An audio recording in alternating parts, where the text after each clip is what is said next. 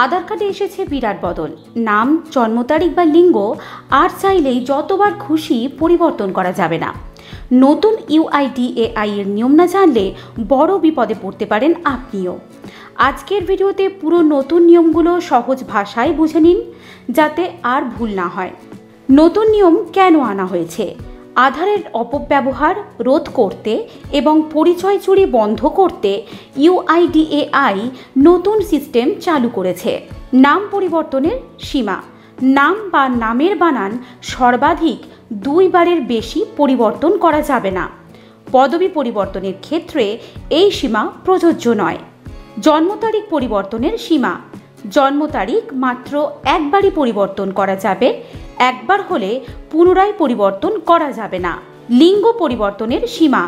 জীবনে সর্বাধিক 2 বার লিঙ্গ পরিবর্তন করা যাবে, এর বেশি নয়। বায়োমেট্রিক তথ্য পরিবর্তন।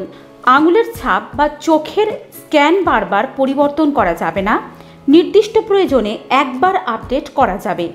মোবাইল, ইমেল ও ঠিকানা সম্পর্কিত যে বিষয়টি বলা হয়েছে সেটি হলো যে মোবাইল নাম্বার, ইমেল এবং ঠিকানা যতবার দরকার পরিবর্তন করা যাবে, এখানে কোনো সীমা নেই। জন্ম সার্টিফিকেটের নতুন বাধ্যবাধকতা। 5ই মে 2022-এর পর জন্ম নেওয়া শিশুদের জন্ম সার্টিফিকেটের QR কোড থাকতে হবে এবং রেজিস্ট্রেশন নাম্বার আধার কেন্দ্রে জমা দিতে হবে। QR কোডবিহীন জন্ম সার্টিফিকেটের নিয়ম। QR কোড বা রেজিস্ট্রেশন নম্বর ছাড়া জন্ম সার্টিফিকেট গ্রহণযোগ্য হবে না। পরিবর্তন যাচাইয়ের সিস্টেম। নতুন সিস্টেম দেখাবে আগে কতবার পরিবর্তন হয়েছে। সীমা পূর্ণ হলে নতুন করে আর পরিবর্তন করা যাবে না। কিভাবে ও কোথায় পরিবর্তন করবেন? পরিবর্তনের স্থান নিকটবর্তী আধার পরিষেবা কেন্দ্র বা পোস্ট অফিসে গিয়ে পরিবর্তন করতে হবে। পরিবর্তনের ধাপ: আধার পরিষেবা কেন্দ্র বা পোস্ট অফিসে গিয়ে প্রয়োজনীয় নথি জমা দিন। সেখানেই নাম, জন্ম তারিখ, লিঙ্গ বা বায়োমেট্রিক তথ্য আপডেট করা যাবে। নতুন সিস্টেম দেখাবে আগে কোনো পরিবর্তন করা হয়েছে কিনা।